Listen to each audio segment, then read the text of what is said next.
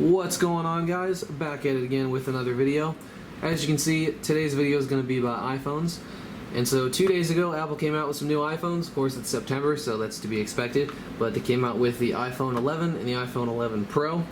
In a nutshell, there are a lot of other videos that can explain these phones and go through the details a lot better than I would be able to, or feel like doing, rather.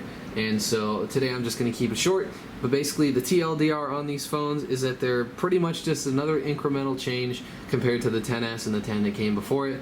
Just minor changes. Of course, the biggest thing that Apple's focusing on this year is the cameras, and so the iPhone 11, which is the replacement for the XR, now has dual cameras instead of just one on the XR, and the 11 Pro, of course the replacement for the XS, now has 3 cameras instead of 2. And so basically that's going to result in some pretty dope ass photos as far as I know. So obviously no one has these phones yet, so I can't really see for myself. And so I think unless you really value those things, I don't think buying these phones are a good idea at all. Just because I've heard from pretty much everybody that next year, 2020, is going to be the big year for the iPhone. We're going to get a new redesign. Of course, we're going to have 5G when it eventually rolls out, much further than it has been now, and that's just going to be a pretty dope phone. And so personally, that's why I've kept my iPhone 8 this long. I skipped the XS just because I thought it was, originally I wasn't really a fan of the 10 design to begin with, and the XS of course didn't really change anything about that. And so I ended up buying one, but I returned it a couple days later just because I felt it wasn't for me, and soldiered on with my iPhone 8. Now here we are, 2 years later, I'm still using the iPhone 8. And so I'm going to be keeping it another year just because I don't think that these new phones are worth buying yet. And so personally for me, that's just how I feel. Now if you are a fan of the 10 design, they're great. You know, if you have an original 10, I think it's probably a decent idea, if you like that phone, to get these. However, if you can wait another year to get a new phone, I would definitely recommend doing so. Just because, like I said, I've heard from everybody that next year's iPhone is going to be the good one and the one that you're going to want. And so that's why I'm holding off. And so with that out of the way, that's just quick TLDR on the new iPhones. There are a lot of other videos, like I said, that'll explain that a lot better than me, so that's all I'm going to say on it. With that said, we're going to move these out of the way because we don't need any more visual aid here, and we're going to talk about just my iPhone 8. Now, I bought this phone brand new in September 2017 on launch day. I was using a 7 at the time, and so, you know, it wasn't a huge departure from that. This phone is basically just an iPhone 7 overall with a glass back with the iPhone 10 internals. And so, that, I mean, that's, in my opinion, that was a pretty solid package, and I was always a fan of the glass back on the iPhone 4S and the 4. And so when they kind of fused the 6 design with that, with the glass back, I was sold. I just think this looks really, really awesome. At the time I did anyways. And I still do, it's just not as exciting anymore. But anyways, I thought this was a really nice design. I thought that the overall package was just right for me. And so I ended up purchasing one. And here I am still using it 2 years later. Now, historically, I've never used the phone that long. I would be normally the one to upgrade every year or swap phones or whatever. But in recent years, I think phones have gotten kind of stale. They've gotten so good these days that there are only certain areas that they can improve on, in my opinion. And so I don't think it's worth upgrading your phone every year anymore. And so, yeah, that's why I'm still using this phone. So right now, we're just going to talk about how it's doing and kind of like a timeline of how my use experience has been and how I think it'll hold me off until next year when I get that 2020 iPhone. So, first of all, the first issue I ever had with this phone happened about a month before the warranty went up.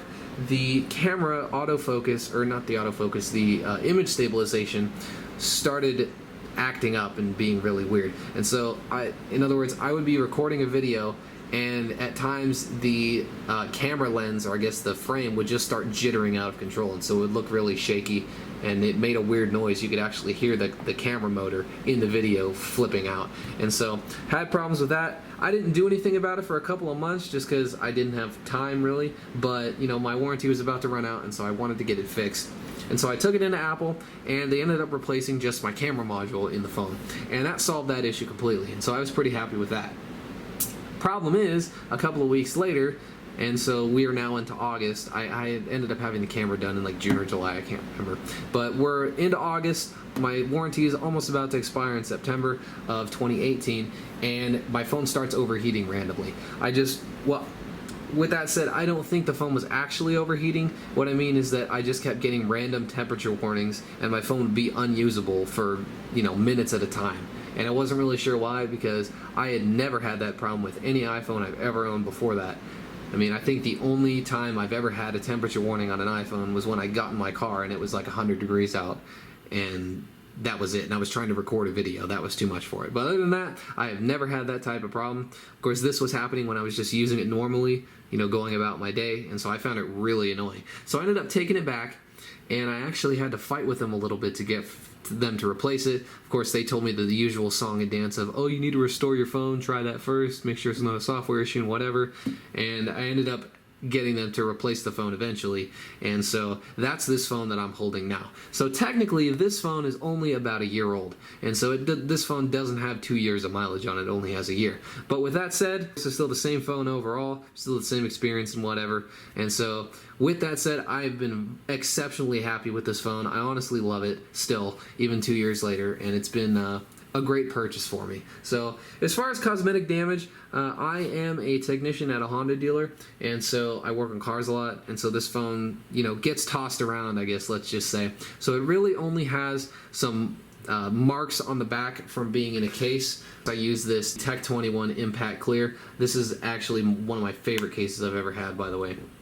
But anyhow, the phone just has a little bit of marks on the back from being in that case, and of course dirt and debris getting underneath the case and onto the glass. And as far as the front goes, it just has some micro scratches on the screen. Nothing too serious. No dents or anything like that, because I've always cased this phone. And so there's no like gouges on the sides or anything. It's still in pretty decent condition, especially for being as old as it is. And so with that said, it's still in good shape. I did have a screen protector on it at some point, but I ended up just removing it completely after a while. I didn't feel it was necessary anymore. And so, yeah, as far as the usability goes, this phone has not slowed down or given me really any issues since I bought it, and it hasn't felt any slower since the day I bought it. That's partly due to, it just being powerful from the start. It has the same A11 CPU or SoC rather, from the iPhone 10. iPhone SoCs have always been ridiculously powerful, and the OS has always been well optimized, and so the phones just run really well for that time period. Apple has been spending more time on refining their iOS to be a little bit, more polished, because in recent years they have lost some of that. But anyways, the bottom line is this phone feels just as fast as the day I took it out of the box. I did end up installing iOS 13 GM on it yesterday. That's available in case you guys want to do it. You don't need to have a beta profile. You just need to go download the IPSW and then update it. But anyhow, I absolutely am in love with this update too. Now, of course, my biggest favorite feature about it is the dark mode, and I feel like most everyone's gonna feel like that. We've been asking Apple to give us a dark mode on their phones for years, and so they finally did it, and this just looks so good. I was never really a fan of the white, overly white UI that was introduced with iOS 7, and so I'm finally glad to say that they now have a dark mode, and it's system-wide, of course. Every application looks really good, and yeah, everything is just super nice. So other than that, there are a lot of other little small things in iOS 13 that I really appreciate. The one being this volume slider. Of course, it's no longer in the middle of the screen anymore, and so it's not a huge, bothering point anymore. And the same with the mute switch. You now just have this tiny little notification right at the top of the screen. Not intrusive at all, and so no big deal there. And there are so many other little things that I could talk about that I appreciate, but as a whole, I think iOS 13 is a great update, and pretty much all of you should put it on your phones. Another thing I have noticed is that I think the image processing has gotten better with the camera. Now, one of my main only complaints with this phone over the past 2 years is that I've seen pictures from newer phones such as the XS, the Note 9, the list goes on, and then I just look at the pictures I take with my phone, and there's just not really any comparison. But with that said, and that was one of the only reasons that I could ever see myself wanting a new phone these days. But with that said, I think the image processing has gotten better on the iPhone 8 just because of the software. Just because I took this picture of my car tonight just casually, and I looked at it and I was like, wow, that actually looks really freaking nice. Now, of course, on the video, you're not going to be able to really get a good judgment of that, but I just feel like the pictures have improved since the update, and so that's really nice. With Apple, with their machine learning and image processing and whatever, that doesn't really surprise me all that much, but it's a really nice change, especially for people that are still hanging on to these older iPhones. And so, yeah, with that said, I'm really happy with the update. The phone is still running super nice, and I've managed to not break it, and so that's really good.